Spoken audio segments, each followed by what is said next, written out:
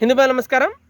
కన్మర్ యాత్ర హిందువులు అత్యంత పవిత్రంగా భక్తి శ్రద్ధలతోటి జరుపుకునేటువంటి ఒక యాత్ర ఉత్తరప్రదేశ్లోని ఒక నదికి వెళ్ళి సుమారు ఒక 100 కిలోమీటర్లు ప్రయాణించి పాదయాత్ర చేసి అక్కడి నుండి మళ్ళీ ఆ నది నుండి నీళ్ళు తీసుకునేసి ఆ స్వగ్రామంలో ఏదైతే శివాలయం ఉందో ఆ శివాలయంలో పూజలు చేసుకునేసి ఆ గుడిని శుభ్రం చేసుకునేసి అభిషేకాలు జరుపుకుంటారన్నమాట.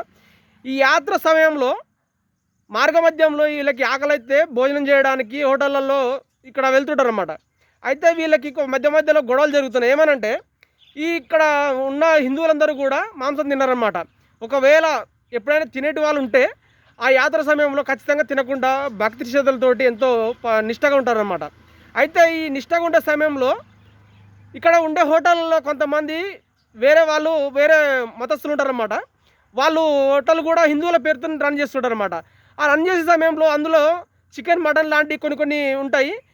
వెజిటేరియన్ కూడా దొరుకుతాయి, కానీ ఆ గంటలు ఇల్లు ఈ గంటలు అందులో కలుస్తాయి అనేసి చాలా దిక్కుట్లో గొడవలు జరుగుతున్నాయి. కాబట్టి అక్కడ ఉన్నటువంటి యోగి ప్రభుత్వం ఏం చేసింది, అక్కడ ఉన్న షాపుల మీద ఖచ్చితంగా ఓనర్ పేరు ఏదైతే ఉందో అది రాయాలి ఖచ్చితంగా అనేసి. అంటే ఇక్కడ ఉన్నట్టు సోకాలు ప్రభుత్వాలు ఏదైతే ఉన్నాయో, ఈ కాంగ్రెస్ కావచ్చు, ఇంకా వేరే అక్కడ సమాజ్వాదీ పార్టీ కావచ్చు, బీఎస్పీ కావచ్చు, ఇంకా వేరే పార్టీలన్నీ కూడా ఇది హిందువులకు ఎగనిస్ట్గా మాట్లాడుతున్నారన్నమాట.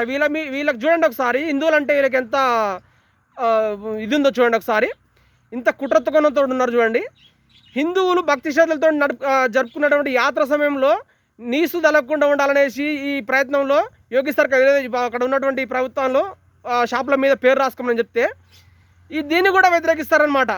అసలుకి వీళ్ళకి యాత్రకి ఈ షాపుల మీద పేరు రాయడానికి వీళ్ళకేం సంబంధం? ఇక్కడ హిందువులు ముస్లింలు గొడవ పడుతున్నారు అనేసి గొడవలు జరగకుండా ఏదో ఆయన ప్రయత్నం చేస్తుంటే దాన్ని కూడా వ్యతిరేకిస్తారనమాట. వీళ్ళు సోకాల్డ్ సెక్యులర్ అనమాట. ఇది సోకాల్డ్ సెక్యులర్ అనే భావజాలం ఎప్పుడైతే బయటపడతామో హిందువులారా, ఇటువంటి వీళ్ళందరూ కూడా మళ్ళీ హిందువుల ఎమ్మడి తిరుగుతారు. కాబట్టి హిందూ సమాజం ఎప్పుడైనా కానీ ఈ సెక్యులర్ అనే భావజాలం నుంచి బయటికి రండి, బయటకు వచ్చేసి మన హిందూ సమాజాన్ని కాపాడుకుందాం. జై హింద్.